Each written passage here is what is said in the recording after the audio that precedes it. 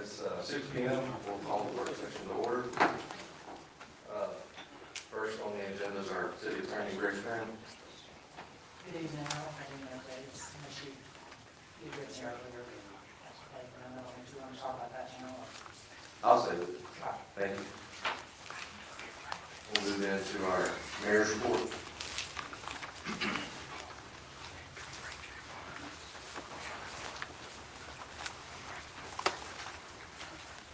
Well, just wanted to say good afternoon to everybody. I know we've got some very important guests out here today, so that's a blessing to see all these people spending their time that we've run for office. And also, we got a lot of things trying to happen here in the city, so I don't have very much today on my great report, my green check mark, but we've been up at Rolling Hills, demoing the old motel. If you look at the left, you'll see the picture of the old motel. So we've got it demoed and hauled off. So that was a big accomplishment in the last 2 weeks. That's quite a bit of material to move in 2 weeks. And the street department and the county team together and got that work accomplished. There's another shot of it, what we've taken down, so it just one step at a time, just trying to clean up the city and clean up some of the stuff that we've been paying power bills on and things. It's just an eyesore, so we've got that much accomplished. So there's the ground after it's completed. So that to the left of it, where you see the dirt part of our demo. So we did leave the community center up there that we are using is still up and going, so we didn't interfere with that. So I think we did get one good green check mark, so that stuff went good. So now this is our downtown dumpster area that we're working on. We've been at this project for forever, it seems like, trying to decide where we're gonna put it, 10 foot back, 10 foot forward. So we finally got everything okayed on it, and we got the block work up now, so that's a great accomplishment for us to be able to get that. We should probably have that done, hopefully, in about 3 to 4 weeks. We'll be complete with the roof and everything on it for the Main Street group to be able to put their dumpsters in there. So basically, I just want to say thank you. We did accomplish some pretty big goals, not a whole lot of little goals, but we have accomplished quite a bit this week. And last week and the week before, we had some pretty tough weather with rain, but we made very good. Now, we still in our area up there putting in 30 new lots for our campers. We just about got all of the debris up and ready to, we got stakes in the ground now, ready to start moving toward a finished product. So the rough grade still likes a little bit, but we at that point. So once looks like we got good weather this week, and next week we're gonna continue to move on in. We have our pickleball courts that's open at Harbor Park. Tremendous amount of people there over the last couple of weeks using the new pickleball courts. There's 6 new pickleball courts, and they also a new tennis court there. So the tennis court is up and running. We still like building one more tennis court, so we're going to be working on retaining wall behind to hold up the road behind it, Highway 20. So it's coming, it just takes a little time to get there. So we, as a city, just want everybody to know that we are working, and I want to ask all the citizens of Calera to please don't throw your garbage on the ground. We work hard every day policing the area. So I've been very hard, and Roger knows, he gets a call every day about, hey, we need to keep this place policed, the whole city. It's hard to police it, but we're giving it 100% clean the city up. But it does take citizens to help us in every way they can. Please put it in the garbage cans and don't throw it up and down our roads. We want our city to be number one. So thank y'all for the time you look in. Thank you, Mayor. We're out of time in our department meeting. Roger, do you have anything for us? Just we got that bridge, half of it cleaned under 16. And, the octagon building and the A-frame. I think that's it. Okay. Thank you for that. Oh, and the stop signs at, what's that, Bonneville? Stop signs at Monteville and the bridge on 16. Thank you. And then Bill, did you have anything for us? Okay. All right, we'll move into our council member reports. We'll start with Ms. Turner. Thank you. The Historical Board held its first official meeting on February 13th, and we will have meetings monthly now going forward, and the next meeting is March the 12th. And we are happy to share that we will be getting a swing-based golf simulator, and it will be opening in approximately 90 to 120 days. The project has been in development for several months and will be located downtown next to ROE. So we're excited about that. And we're the only municipality that currently has a golf simulator. We also are proud to have been awarded the best rodeo last year. This for Main Street, our downtown area. And they have an event coming up, the Luck of the Hot Rods Car Show on March the 14th in the downtown Main Street courtyard. Also, I needed to get an update, Reggie, on the house on Woodbine. We're making progress. I know the time ran out on January 26th, correct? Timeline on what? On contacting the owner. Well, we've, like I spoke with you, our code officer now that we have, he's been, and I've talked to Grace a little bit too. I think Randy's talked to Grace about it. He's doing everything that we need to do to make it, I guess, legal in a way, the best word to say it. I'm happy to. So, council member, I did speak with your code officer about it. The issue for this house is that the deed is in the name of two deceased people, a husband and wife. They had 2 children, so the laws of intestacy, assuming they didn't have a will, are gonna apply. They go to their 2 kids, and now one of them is deceased according to some obituaries we were able to find with the code enforcement officer. There's one person that we know who's been paying taxes on the property, one of the grandchildren of the original deed holders. And the last I talked to the code officer, he was trying to locate that person because really we'll need to do a family tree, in essence, to actually notify all the owners as is required. The other option that the council may consider, which I also spoke to the code officer about, is just going ahead and filing suit to declare this a nuisance. And that may be something that we want to consider. I leave that to you guys about whether you want to do that or not. But one of the possible risks of trying to move under that statute or even under your own ordinance is we're not able to identify everybody who may have an ownership interest in the property. So when you file suit, you notify as many as you can personally, but you're also permitted to do notice by publication after a certain amount of time. And so that would get everybody legally. So that may be an option for the city if you guys are interested in pursuing that. Well, it's been in such bad shape for so long. The trees falling on it. I mean, it's just falling down on its own. It really isn't a property. Yeah.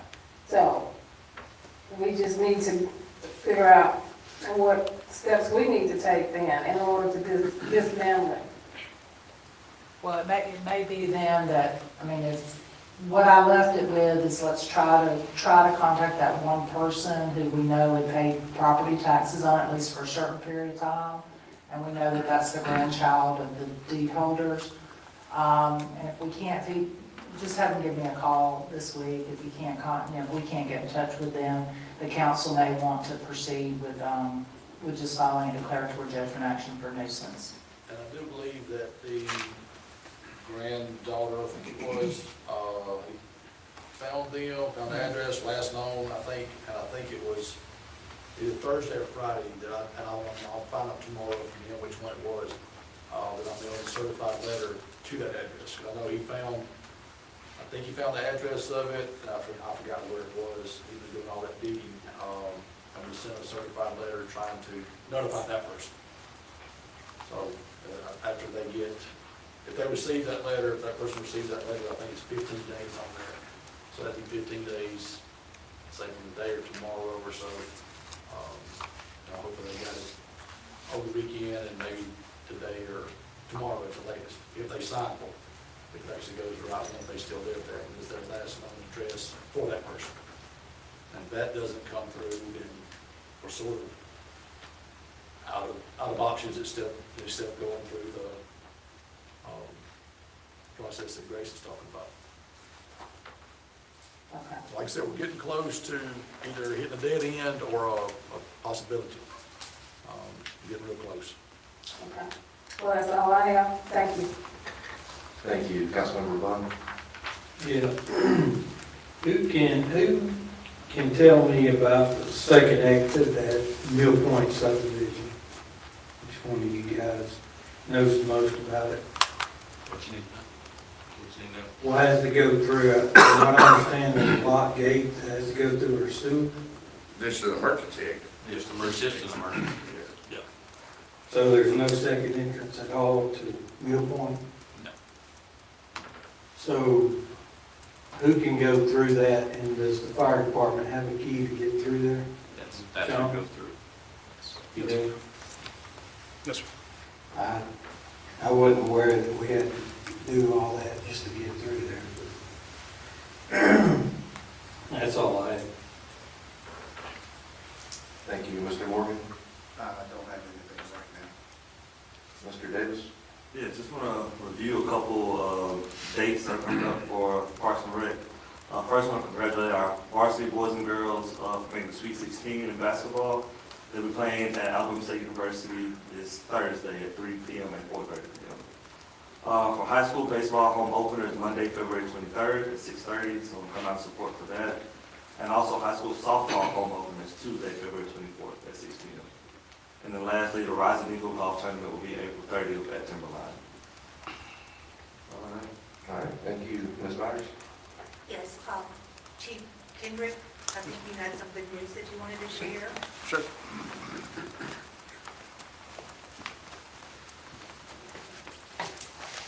So the fire department has great working relationships with all the heavy industry around Calera. As you know, we have a lot of rock quarries around here. So we do a lot of technical rescue training with the quarries. We work with their emergency response teams. And those guys help us out when we have issues in the plants.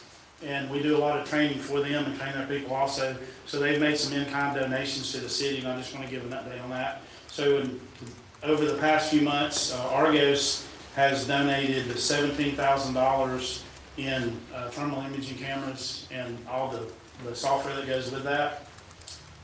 Mark Marietta gave us a $1,000 donation, and Watt LaHoyce gave us close to $10,000 in fire hose. So all that's been received by the city, and it's all in service now. So we appreciate the working relationship we have with those guys. Thank you. Thank you. Chief Hodge, did you have any kind of update you wanted to give tonight? You been talking about? You can.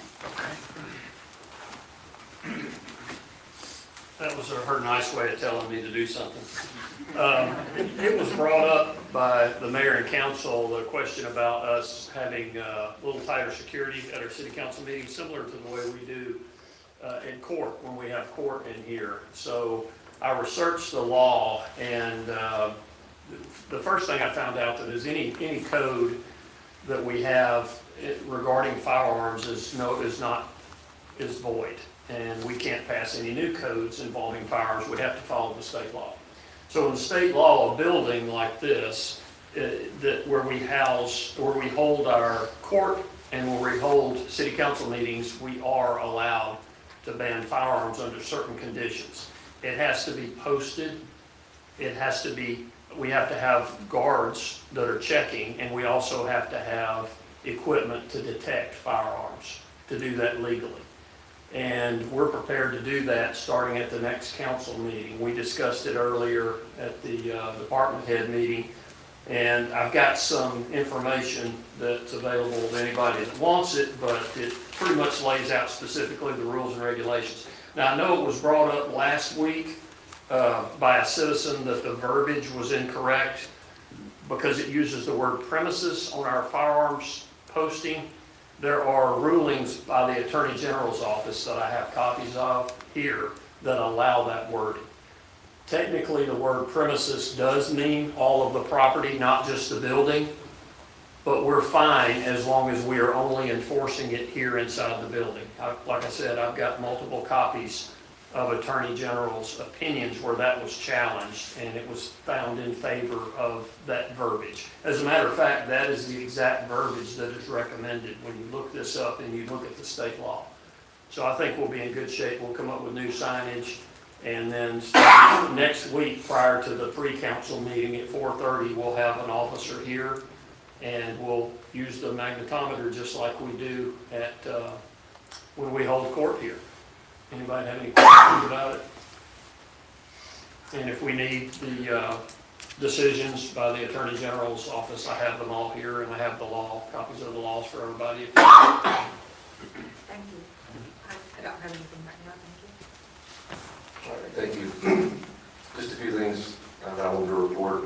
I wanted to remind our citizens that our meeting schedule in March is going to be a little bit different due to a conference that we're all attending. The first council meeting is normally the first Monday of the month. That one's still the same. It's going to be on March 2nd. But that second meeting is going to be on Monday, March the 23rd. So it'll actually be the fourth Monday of the month. So that's a little bit different coming up in March just because of the conference we're all attending. So I want to remind everybody of that. I wanted to give a shout out to our schools. This week, a couple of us had the opportunity to go to the Shelby County Showcase, and Calera High School and Calera Middle School were represented there, showing off some AI technology they're using, and also culinary skills from CTEC. So it was just really cool to see some positive things from our school system. And then the last thing I wanted to talk about tonight, Chief had sent me an article. One of our sister cities is putting an ordinance in place to kind of help tighten and regulate hemp and vape shops in their city. I texted our attorney this morning about it. It's in relation to House Bill 445.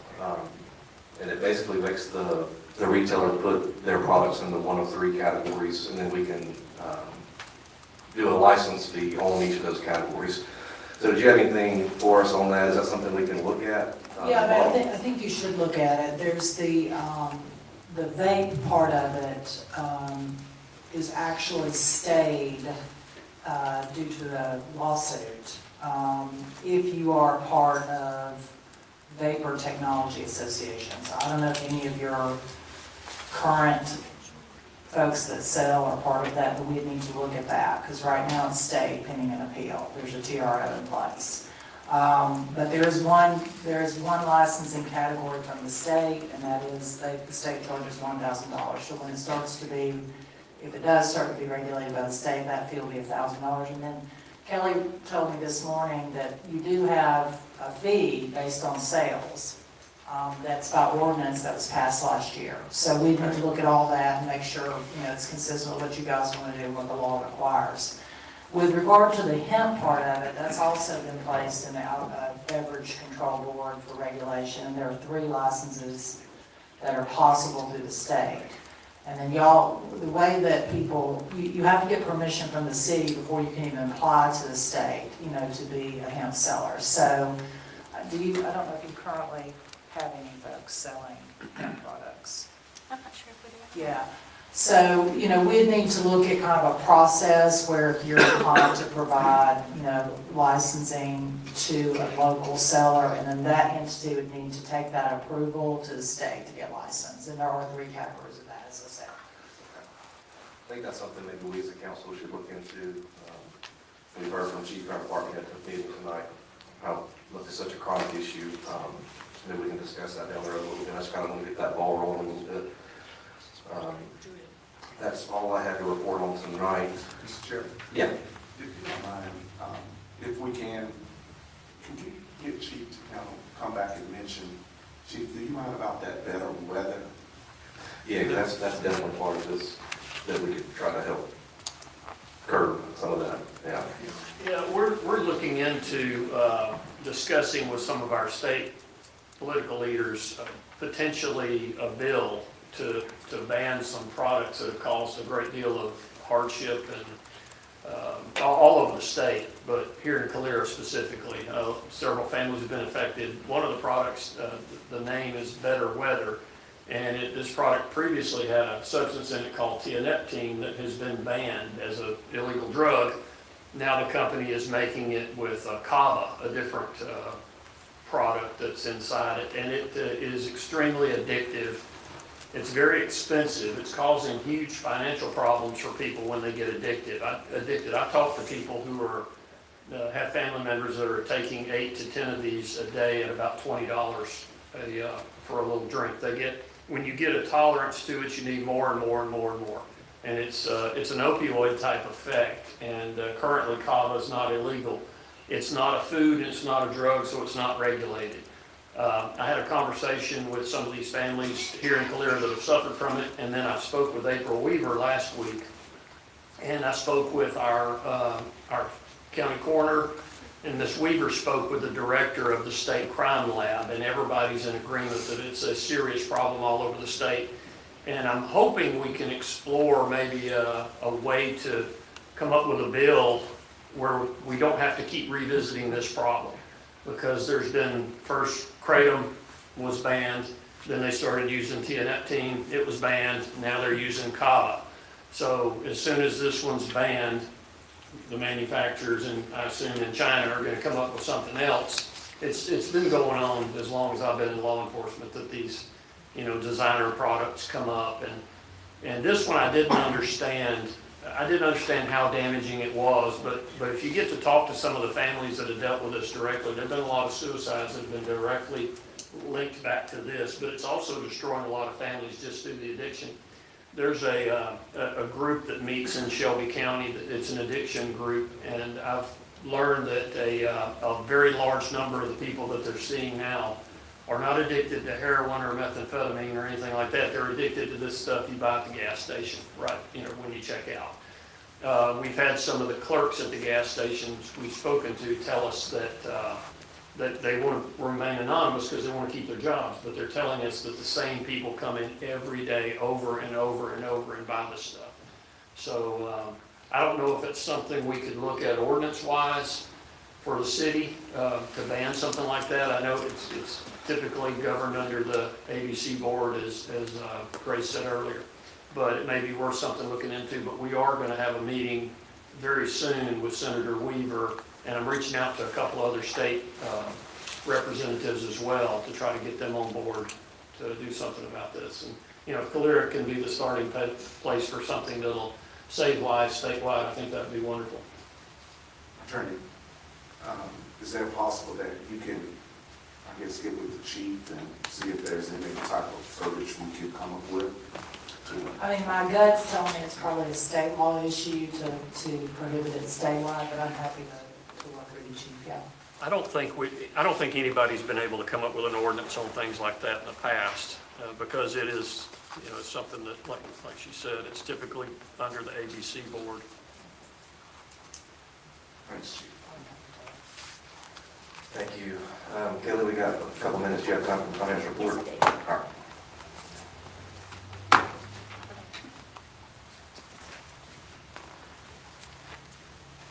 Good evening. Tonight I'm presenting the year-to-date January 2026 financials. You'll see them up on the screen.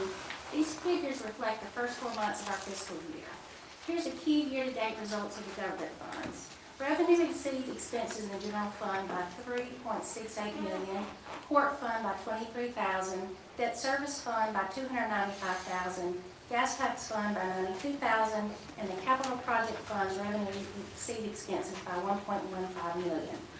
Before I go to the next slide, I want to call your attention to the number in yellow. This is the general fund payroll and benefit expense for the first 4 months of the year, which totals $5.9 million. Now, James, please flip to the next slide. This gives a breakdown of our general fund. Okay, so this shows our sales tax received year to date to be 5.665 million, which is 248,000 less than payroll and benefits. This is the first time I've ever seen this. In the past, our sales tax has always far exceeded payroll and benefits. So now we see our sales tax has slowed down so much, our payroll and benefits is actually exceeding what we receive in sales tax. And in the past, for example, last year, the payroll and benefits were $1 million less than the sales tax. And so sales tax generally covers all the payroll and a significant part of operating, and we're no longer seeing that. Please look at the highlighted number in orange. That number, 1,429,366, that is the actual sales tax received in January. In the past, this has always been our largest sales tax collection of the year because it's Christmas sales. So we always, in the past, we would not even do our capital budget until after December sales comes in because it's such a good indication of what the rest of the year is going to look like. But unfortunately, December 2025 is $240,000 less than what we were expecting. It is actually $99,000 less than what we received last December, and it's actually almost identical to what we received in December 2022. So that is very concerning. So our sales in Calera that had sales tax is equivalent to December 2022. So very concerning. While our revenue does appear to be adequate at $3.68 million, please look at the spreadsheet. If you look down, January is a good month for us as far as business license because business licenses are due January 31st. So while it does look like, while I report that revenue exceeds expense by $3.68 million, $2 million of that, actually $2,437,000 is from business license, which is just received one time a year in that large amount. So, you know, it's hard to budget and look, you can't look at it linear because sales tax, we do get it monthly, but property tax and business license comes in once a year. Okay, let's turn to the proprietary funds, to the next page. The sewer fund reports revenue over expense of $1,049,000. While it's important to note that while it appears to have a large revenue over expense, $1.245 million in principal debt payments will be due in 2026. The gas fund continues to show expense is exceeding revenue by $36,000. When I do a deep dive into our gas fund, the gas billing is actually up $80,000 year to date compared to last year, but the expenses are continuing to outpace billing. Finally, the garbage fund shows revenue exceeding expense by $114,000. In closing, this sales tax trend is very concerning. Sales tax growth is not keeping pace with the cost of delivering core services. I would like to ask the council to please consider increasing sales tax by 1%. This increase would not be on groceries. Groceries would stay the same. Currently, Calera has a tax rate of 4%, while Alabaster, Pelham, Montevallo, Columbiana, and Helena are all at 5%. Our rate would stay at 4% on groceries, which would still be 1% less than Alabaster's groceries rate of 5%. So thank you for your consideration. Thank you for that report. Got just 1 minute until the regular scheduled council meeting starts at 6:30.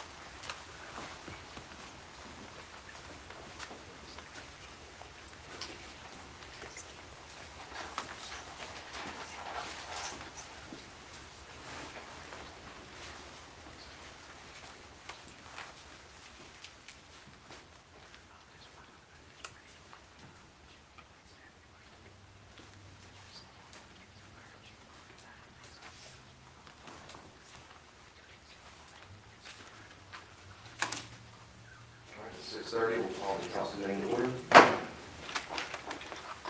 First on the agenda, we have the word of prayer and pledge of allegiance by Pastor Wells Williams from Ascension Christian Church. Will you please step forward?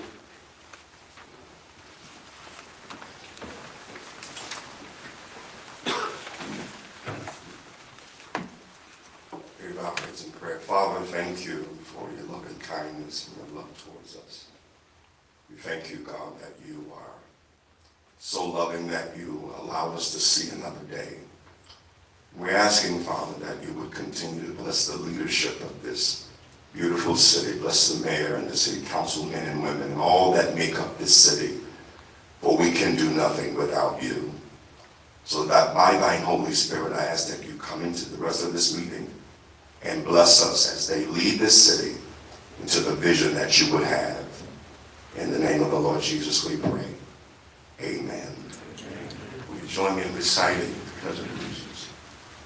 Pledge of Allegiance to the flag of the United States of America and to the republic for which it stands, one nation, under God, indivisible, with liberty and justice for all. Thank you.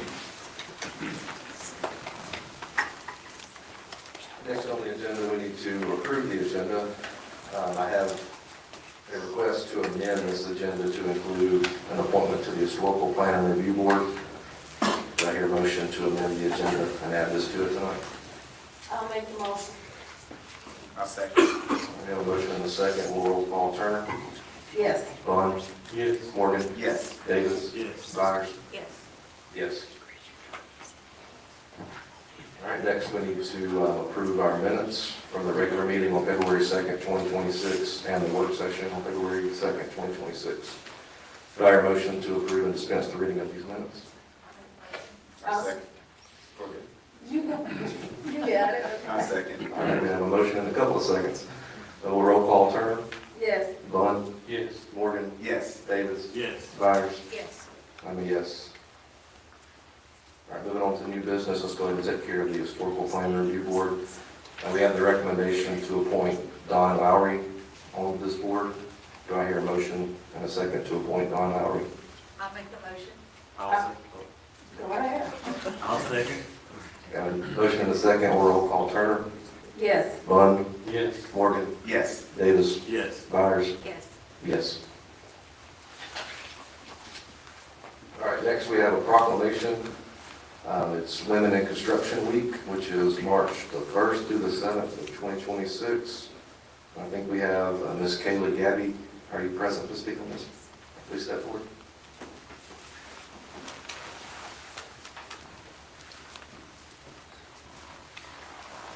Good evening, Mayor Cost and City Council members. My name is Kaylee Gaby with Baby Built Roofing and Construction, where I have served in the roofing industry for 5 years. This company has provided me many opportunities to not just build roofs, but to build relationships, serve families, and grow in an industry that has changed my life. What started simply as a job quickly became my calling. As a busy wife and mom of 2 girls, I aspire to leave a legacy where leadership goes before them, making women feel seen, visible, and capable in the spaces that they are called to. And that is why I'm here tonight to represent something much bigger, the National Association of Women in Construction, better known as NAWIC. NAWIC exists to support women in construction through education, leadership, mentorship, and service, and our local Montgomery chapter has been incredibly active this year. Since October 1st, the official start of our NAWIC year, we have focused on both professional growth and community impact. We have hosted educational meetings with speakers like Jamie Brown from the Heart of Alabama Food Bank and Michaela McCurry from the Alabama Securities Commission, who spoke on financial investing and protection, equipping our members professionally and personally. In November, we held our 3rd annual Golf Classic, which funds scholarships for Alabama students pursuing construction careers. Both students who received those scholarships last year are currently benefiting from them. In November, we held our, we have also worked intentionally to bring families together, participating in the East Chase Christmas Parade alongside our members and children to raise awareness about careers in the trades and the importance of representation. Service is at the heart of our chapter. This year alone, we have donated to the Family Sunshine Center, collected 321 pounds of non-perishable food for the food bank, supported Charlton Place and Rehabilitation Healthcare Center, contributed blankets through CB&S Blanket Drive, and continued outreach efforts supporting schools and local organizations. Education and youth outreach remain one of our biggest priorities. We hosted STEM and Block Kids at Forest Avenue Academic Magnet School and will return again in March. We are expanding our Little Free Library initiative, adding 2 to 3 new locations to the 9 already serving the River region. Providing books and resources to families in neighborhoods, including apartments, community centers, and organizations supporting families and children. Looking ahead, we will host literacy events for elementary students during WIC Week alongside Read Across America Week, partner with the Greater Montgomery Home Builders Association's Professional Women in Building to serve young women aging out of foster care at the Grove, and hold a hands-on construction careers camp in May to introduce them to opportunities within the trades. Over the past 3 years, our chapter has been honored with multiple WIC Week awards, including 1 national award among 120 other chapters, recognizing the impact being made right here in our community. Ultimately, WIC Week is about visibility, showing women and young people that construction is not just an industry, but a place where they can belong, lead, and build meaningful futures. On behalf of NAWIC and Bevy Built Roofing and Construction, thank you to the City of Calera for recognizing Women in Construction Week and supporting organizations that invest in people, education, and community growth. We are grateful for your partnership and excited to continue building not just structures, but opportunities together. Thank you.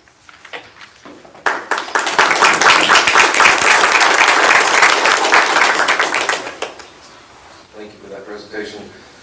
Do I hear a motion from the council to recognize this proclamation? I'll make the motion. I'll say. Got a motion and a second. All in favor, say aye. Aye. All right, next on the agenda, we have Chief Sean Kendrick from our fire department, recognition of a retirement. He's not here, so if he makes it tonight, can we just circle back? Yeah, we'll check that with you. All right, next we have our ALM voting delegate authorization form. We need to get this completed before the convention at the end of April. We need to select a delegate, a first alternate, and a second alternate for the voting. Is there any discussion from the council on this? I would think that we would want to make the delegate our mayor. If there's any discussion on that, then we would need a first alternate and second alternate. I'll be his first alternate.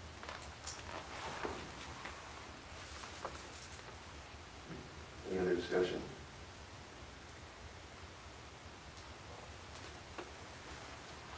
Debbie Kay, you want to be the... What about you, Chris? Would you like to? Well, I actually have a job, so I'm sure it's probably here's why you did. I would decline and suggest yours. Yes, I would also. I newly elected president of our council. All right, so is that a, do I hear a motion from Mayor Carlson, the delegate, Mr. Morgan as the first alternate, and myself as the second? I'll make it as a motion. I'll second. All right, roll call, Turner. Yes. Bun. Yes. Morgan. Yes. Davis. Yes. Myers. Yes. Yes. All right, next we have resolution number 2026-13. I'll turn it over to Councilmember Bun to give us a brief explanation on this one. Yeah, this is awarding the bid for right out front, connecting at 16 and 31, much needed. So I guess we got the low bidder here, and Bill, it needs to, it meet the spec, right? The second lowest bidder did. Yeah, second lowest The bidder. first lowest bidder did not. Yeah, so we got to recommend. Okay, is there any discussion from the council on this resolution? If not, we need a motion and a second to move forward. A motion that we move forward? I'll say. All right, we have a motion and a second. We'll roll call. Turner. Yes. Bun. Yes. Morgan. Yes. Davis. Yes. Myers. Yes. Yes. Next, we have resolution 2026-14. This is authorizing the mayor to receive and sign a contract with Doppler.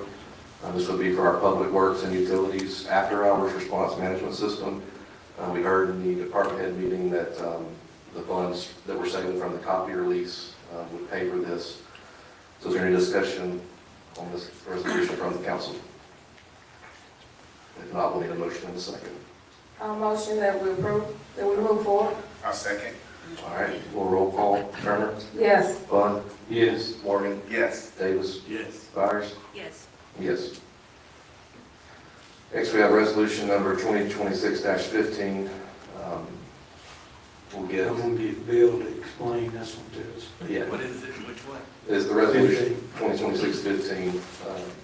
Oh, that's nothing more, so the signal at 87 and the exit entrance routes at 65, they're just changing out the hardware, and so that's just an agreement with Aldott that we will do the maintenance, which we've always done the maintenance on it. Okay. So it's just a change in equipment that we'll take care of it when they put it in, so. Gotcha. Any discussion from the council on this one? If not, we'll need a motion and a second to move forward. I move on the motion. I'll second. All right, we have a motion and a second. We'll roll call. Turner? Yes. Bud? Yes. Morgan? Yes. Davis? Yes. Byers? Yes. Yes. All right, next up on the agenda is resolution number 2026-16. Councilmember Byers, if you would brief us on that. Yes, this is a temporary moratorium, if you will, on multi-family dwelling or multi-family dwelling attachments. That will give us time to reevaluate our police department staffing and infrastructure issues concerns that we may have. So it's only R3, correct? Is it R4? R4. R4, Okay, R4. Any discussion from the council on this? Well, as I stated in the pre-meeting, when you look at this resolution, it doesn't say that. Does it say what? That it's multiple dwelling. It does say, now therefore by resolved, it does say that multifamily dwelling, a part of a multifamily. And it, says the zone, city zoning ordinance as well. Okay, well, as I said before, the reason that we're doing this, I'm not in agreement with it. I don't think that putting a moratorium in place for 6 months is going to change anything that's dealing with fire protection, police protection, or any other kind of protection that we have right now.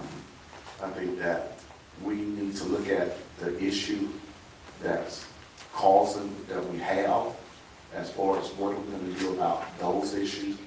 And this is not, putting this in place is more of a black eye to me on the city than it is a solution to the issues that we have. So as far as I'm concerned. And I understand what you're saying, but 6 months will allow us to staff our police department. We currently have 3 people at the police academy now, and for the safety of our citizens, I feel that it is necessary for us to pump the brakes a little bit and reevaluate in 6 months and see where we are. And 6 months is just a short period of time that will allow us to get fully staffed and evaluate our infrastructure between now and for the 6 months.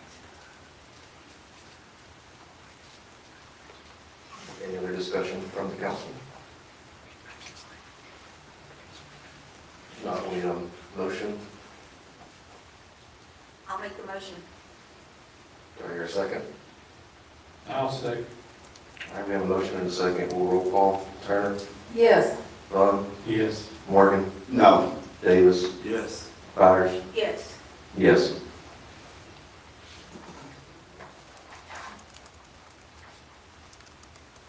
Chief, did your retiree come in? No, no, sir. Okay. This time we'll move on to our guest portion of the agenda. We have Mr. Joel Dixon here from the Shelby County Board of Education and a candidate for superintendent.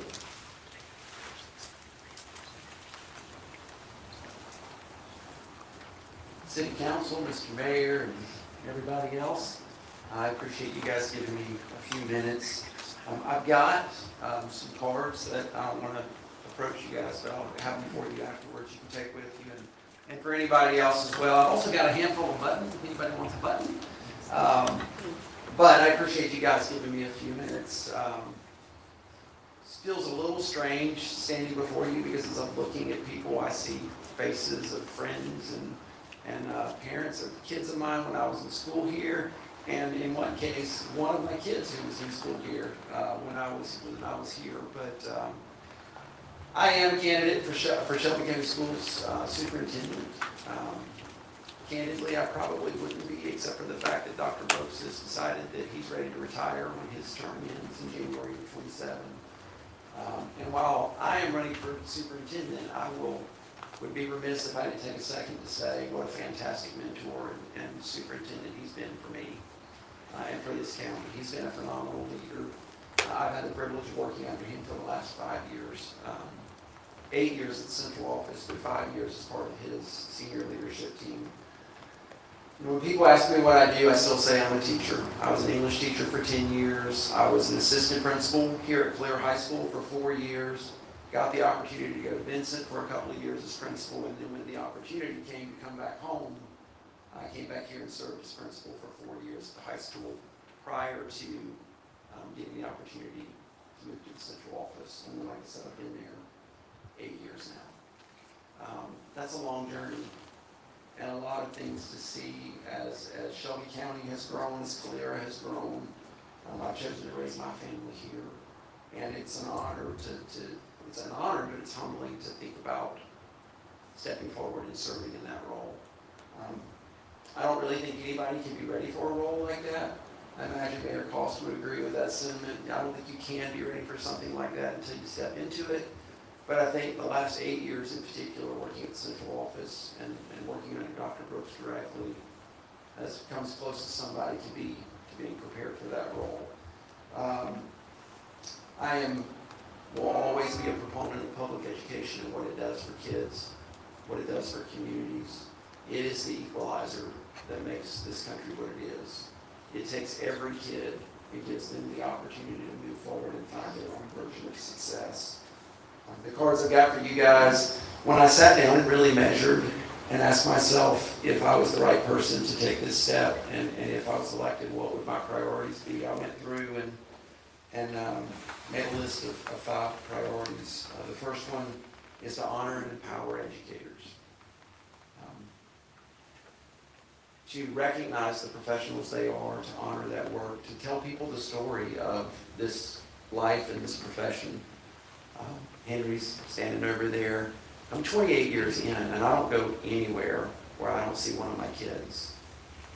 And in 28 years, I could probably count on less than 2 hands the number of kids that didn't figure it out after, somewhere down the road. Maybe not when they graduated, and most of us didn't, if we're honest. But somewhere down the road, they found a version of success. So to honor that, to encourage more kids to pursue that career, I think is a critical piece. I want to strengthen public schools, and in my mind, when I think about that, the best things about public schools are things that give kids the opportunity to serve, give kids the opportunity to lead in a service capacity. I think there's lots of opportunities within schools, and I think most kids crave the opportunities to give back. I think most of us realize that we are happiest, even though the world tells us something opposite, most of us realize we're happiest when we're doing something in the service to others. Thirdly is to expand innovation and opportunity for all students. We live in a different world than we did 10 years ago, 15 years ago. The career technical world is so different and provides kids so many opportunities, but even classrooms, I think there's so many opportunities to create places where kids get to talk to one another, where they get to think out loud and discuss things, and that's a game-changing process. That's what you guys do as part of this council. Fourthly, it was interesting when Ms. Ellison was talking about the finance report. As a city leadership and as a county board of education, we have to be mindful of fiscal responsibility. We have to think down the road because we can't always count on out-of-control economies, and there will be days when the economy slows down and we have to make measured moves and measured investments into schools and kids. And then lastly, building strategic partnerships. I think the thing that makes Shelby County, the thing that makes people move here to raise their families here is how connected this county is, whether it's municipalities and local boards of education, whether it's law enforcement, whether it's the juvenile courts, whether it's business and industry. Folks here hold hands and try to figure out what they can do to make this the best place in Alabama to live. And if I earn your vote on May 19th, I will work every day and be diligent with that goal in mind. So I'm going to hang around for the rest of the meeting and be happy to talk to you guys one-on-one, be happy to answer anybody else's questions or conversations, but I don't want to run too far past my time. So I appreciate your giving me a few minutes tonight. Thank you, Mr. Nixon. Thank you. Next, we have Ms. Peggy Hill from Shelby County Board of Education. All right, I'm not as serious as him because I don't have to be the boss, so I will entertain a little humor. First of all, I want to thank you for coming to our showcase of schools. Weren't you amazed at what all we're doing in our schools? You want to know why I stay on the board? Because I'm still learning every day. I'm amazed when I go into schools at what the kids are doing now.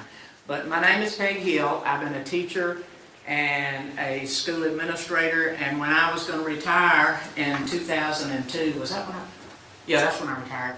I thought, what am I going to do with my life? And Debbie Horton over here, I brought her as my professional photographer. You know, she works real cheap.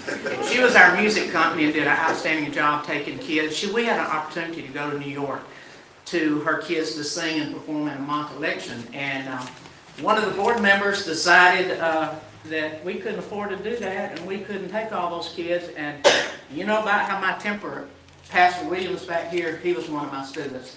But he didn't incur any of my temper. Love that man and his family. He was a good kid. But anyway, so I just told someone, I said, I'm going to have to call her and tell her I think I'm going to have to run for her job. I think she's lost her vision of why she's on the board and we're here for kids. So needless to say, I ran, there were 4 of us in the race, and I won without a runoff. But we are good friends today. We're in a Bible study together. So, you know, God works in strange and mysterious ways.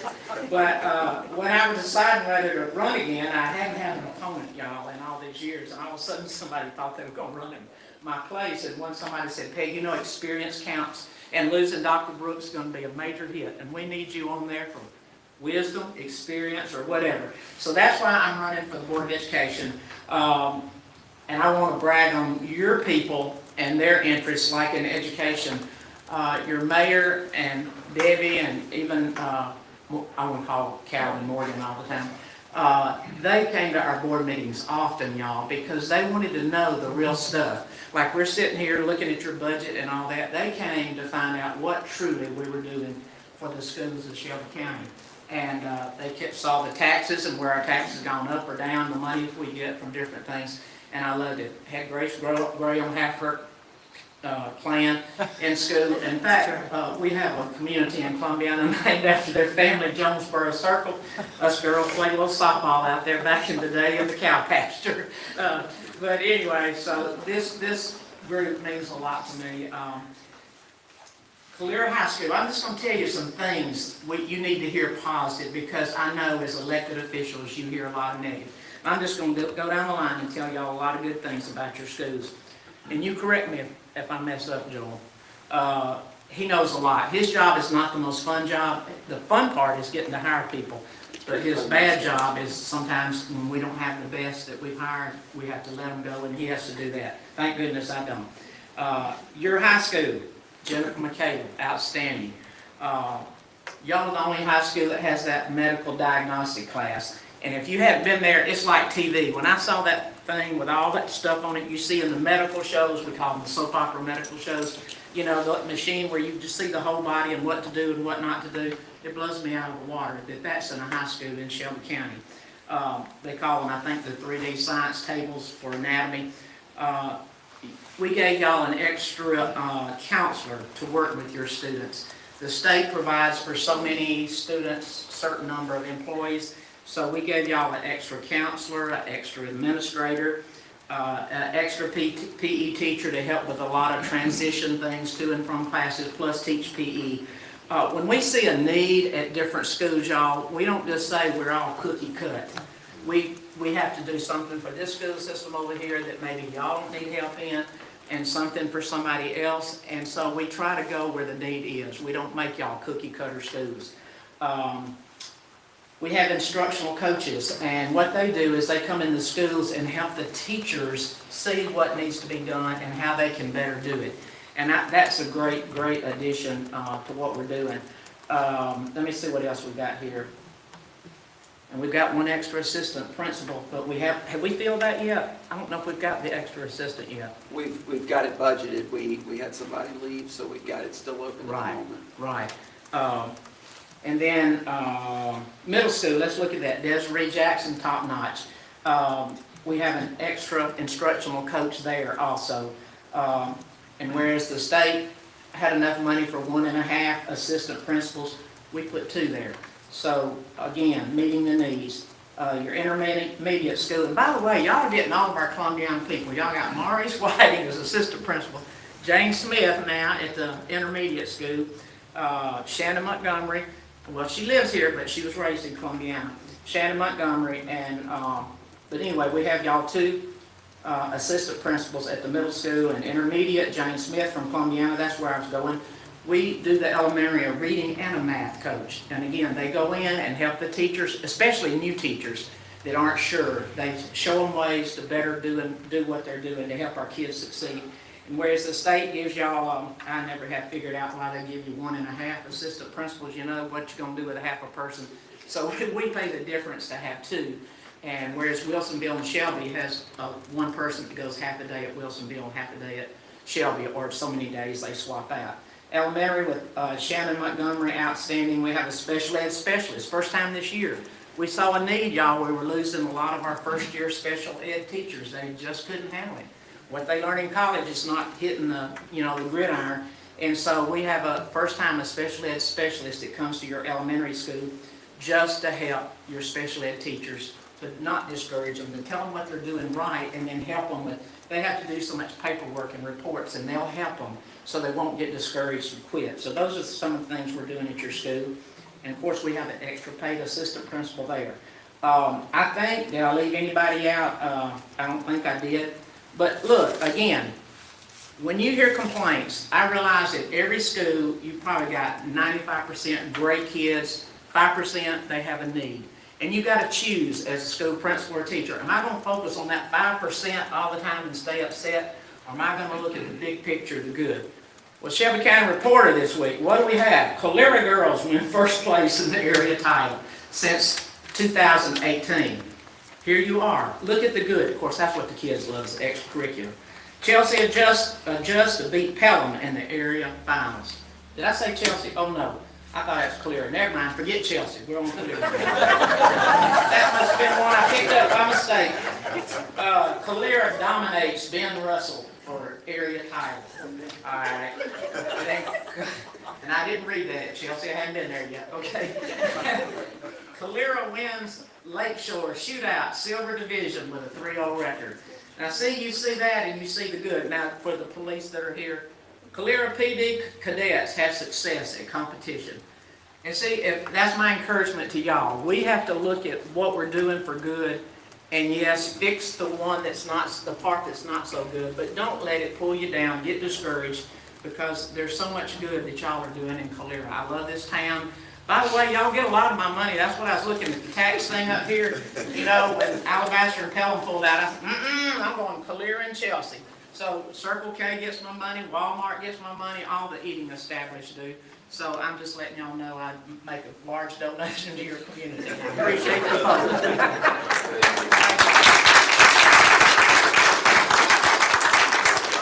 Hey, Ms. Petty. Ms. Petty. Yes. When you go to the Chelsea meeting, make sure to slip in a Calera article. I'll make Debbie double check it. She's ADHD like me. She can't do it. He knows that. Yeah, yeah. Next, we're going to do something carried over from our department head meeting. We've got James with an update. He wants to share with us on the Veteran Memorial Park.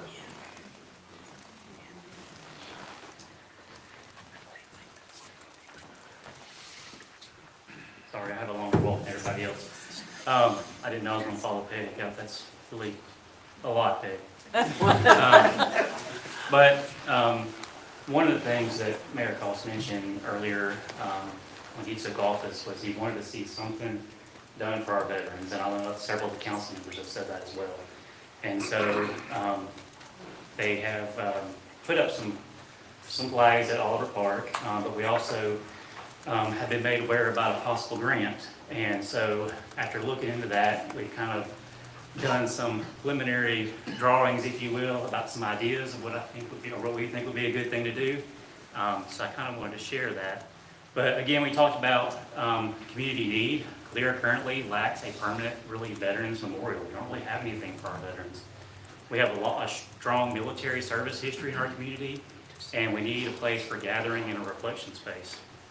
So this is kind of a rendering of what we're thinking about doing.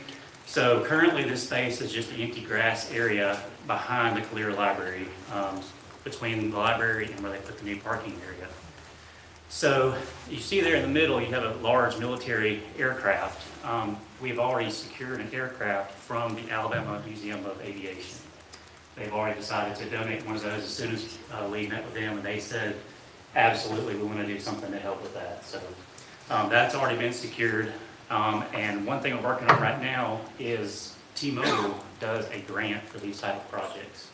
So we're going to be applying for a $50,000 grant from T-Mobile. And that is, again, this is one of the things that they do a lot. They just did a similar project like this down in Atmore. But as you see, kind of zooming in, you see a wall there. And on that wall, it says every soldier has a story, and we're here to tell it. So we're not just going to do what you see at a lot of places where they just have a soldier's name on the wall, their service, and their date of service. We wanted to make it more interactive, because while that's great and while that shows, our care for our veterans, it just seems to need something else more. So what our idea was to put a QR code with every veteran's name. And what that'll do is tell that veteran's story, whether it's a family member that tells a story, or articles about the veteran. They'll be able to scan those and actually hear that story. Now, speaking of the schools, one idea was, one of the many extra things that Calera has is a marketing class. Our idea would be to involve the kids that are in that marketing class to be the ones making the stories for these veterans. So what that does is it involves our youth now and helps them relate to the veterans of the past. So again, this is preliminary phases, but one thing we're asking for the community for is letters of support. So as part of the grant, we're required to have at least 5 letters of support.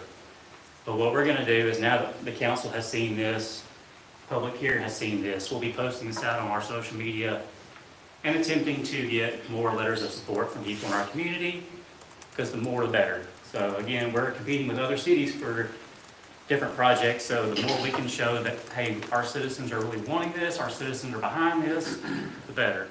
But it creates a destination space. It'll increase, traffic in that area for people to have something to do. We just did the nature trail there, so now we'll have an area for people to just come sit and, enjoy that area. It supports our civic pride and education. So it, again, creates that civic bond with the youth that we have today. And again, connects generations through storytelling technology, and then encourages future investments in our parks. So again, I talked about, we already had the military aircraft donated.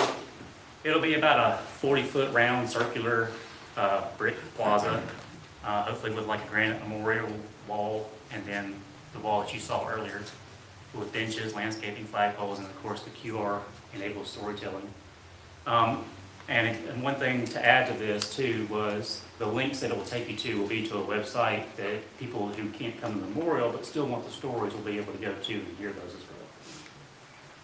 So estimated wise, we're looking at about a $65,000 budget. Hopefully we can get the $50,000 grant from T-Mobile, and then hopefully once some of our local businesses and citizens hear about the project, we can fill the remaining gap there that would be necessary.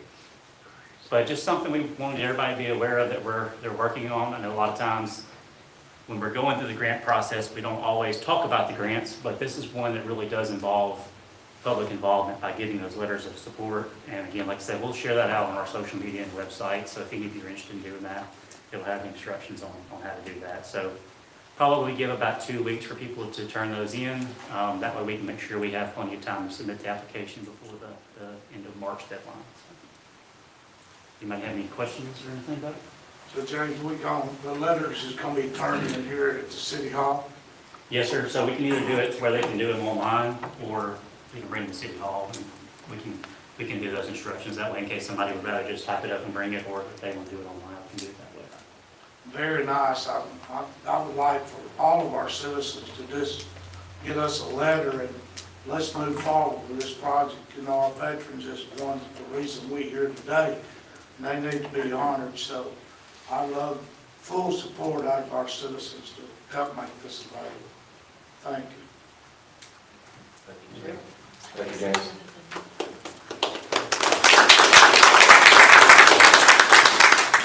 All right, next we have an update from Main Street.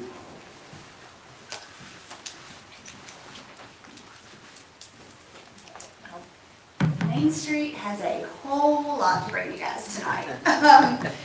4 weeks as executive director and having 6 years under my belt volunteering, I was able to hit the ground running so fast. Lots of exciting things happening. First of all, though, I would like to share an award that Main Street received. We were presented 2 awards from the Professional Cowboy Association for our rodeo. The first was Best $3,500 Rodeo of 2025, and then we received the Best New Rodeo of the 2025 year. So, amazing event. We could have not done it without the support of our volunteers. I would especially like to thank Councilwoman Byers and her family. They were key, and they have been key in every single Main Street event that we put on. They're there long before anybody shows up for the fun, and they stay long after, making sure that it's just a great event for everyone all the way around. So I would love, Mayor Cost, if we could do a picture with our awards. We'll let you hold the belt buckle. Do you want that? You want to wear it, don't you?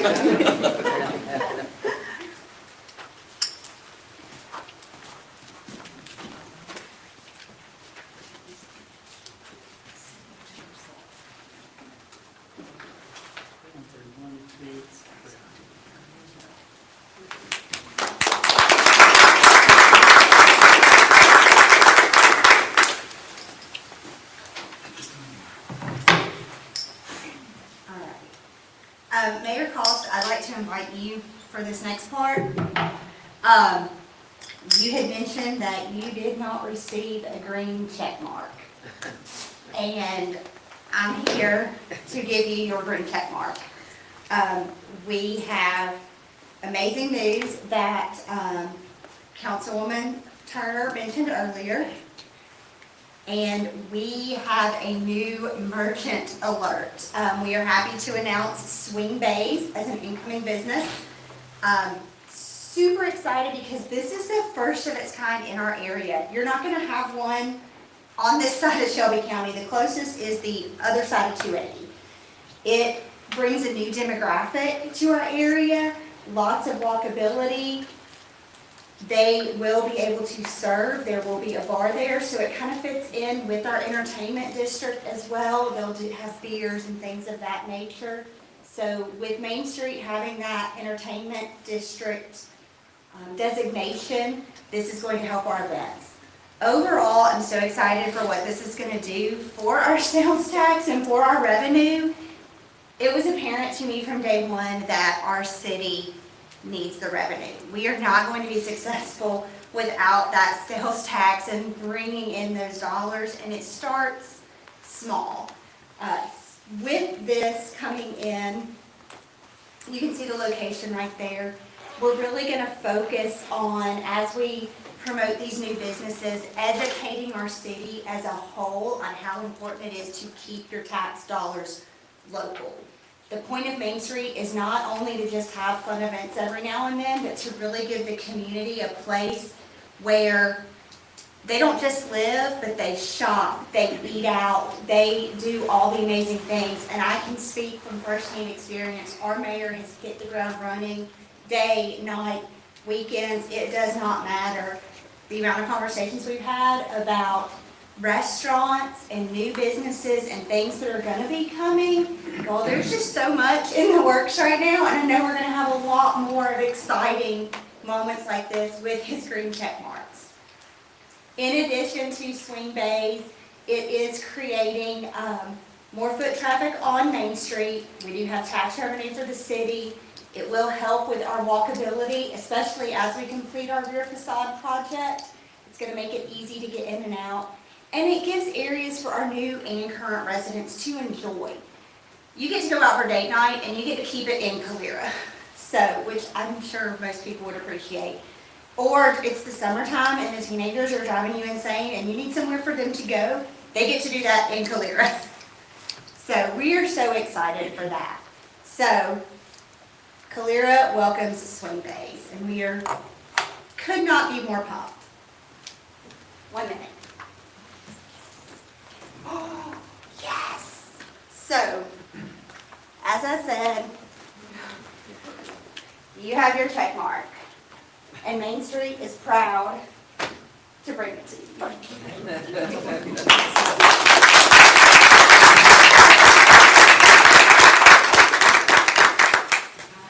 Thank y'all. Andy will give you an update on our upcoming events. All right, guys, so some fun things coming to downtown. First, we want to reiterate that Candace, our Main Street Director, and Mayor Cost are doing everything they can to bring new business to our town and just make it a lovely place to live. And not only just to come home and sleep, but also to, like Candace said, go out for date night and enjoy things, especially for our younger clientele, for our teenagers and that sort. So we're excited and we're thankful for everything that they're doing to help our city grow. So, some awesome upcoming events, just to mention really quick. So if you guys don't know me, my name is Ray Colley. I'm the events director for Main Street. So our first one that's coming up soon is March 14th. It's going to be the Luck of the Hot Rods car show. So we would love to have everybody come out. We're going to have some great food trucks, some fun events happening, of course our wonderful car show.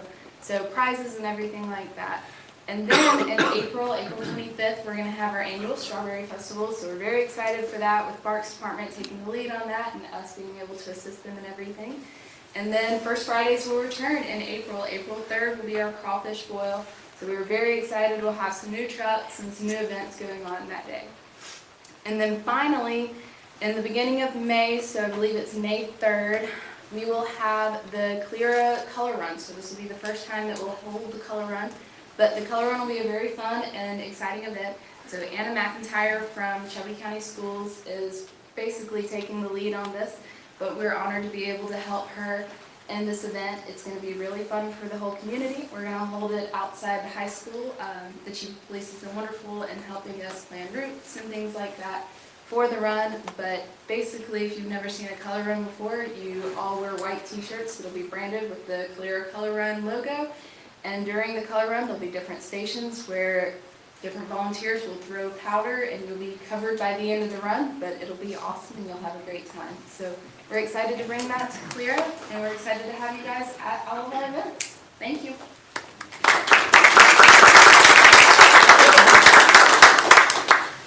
Thank you for that update from Main Street. We have one public comment that signed in, Mr. Chris Nelson. If you would step forward. You'll have 3 minutes to speak. Thank you.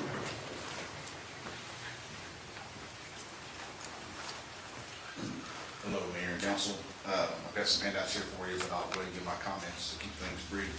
I came to you, I think last meeting or the one before, to express my concerns about H-Town Event Center and the issues that were surrounding it. And in that comments I made that night, I mentioned that Danny Hidalgo was under indictment. He had a court appearance recently. I want to make you aware of the outcome of it. On Monday, February 9th, 2026, in Chilton County Circuit Court, Mr. Hidalgo pleaded guilty to discharging a firearm into an unoccupied dwelling, which is a Class B felony. And Ms. Hidalgo pleaded guilty to reckless endangerment, which is a misdemeanor. Mr. and Mrs. Hidalgo will likely each receive suspended sentences in addition to paying fines, fees, and restitution. The reason I bring this to your attention is that based on the indictment, the dwelling shot into was the property of David H. Dyson directly across County Road 33 from H-Town Event Center. A felony conviction will now restrict Mr. Hidalgo from possessing firearms under both state and federal law. This is good news for people I've spoken to who have had interactions with Mr. Hidalgo and his behavior concerning firearms, which have been documented in police reports. For these reasons, I argue that the criminal case against Mr. and Ms. Hidalgo establishes a pattern of behavior that I think has implications in the civil lawsuit. I appreciate the District Attorney Office of the 19th Circuit taking these cases seriously and pursuing them to their conclusion. As stated previously, in this letter I addressed to the Shelton County Commission, but I also want to provide you a copy since it's relevant. I urge the Commission to see the civil lawsuit through. I believe Mr. Hidalgo will only comply under penalty of law, and I support a judgment against him. So here in the packet, I've got copies of the court documents where he was received his sentence, and then some additional information, so I'll provide that to you this time.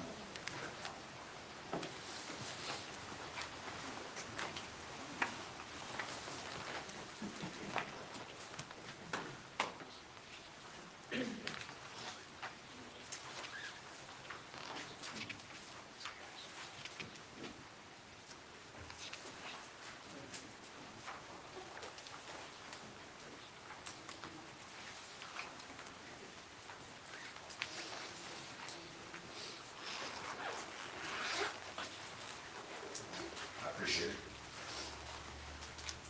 Thank you. That's all that's on the agenda for tonight. Do I hear a motion that we adjourn? All in favor? Aye. Motion adjourned. Is there a second? I'm sorry. I'll take it. All right, all in favor, say aye. Meeting adjourned.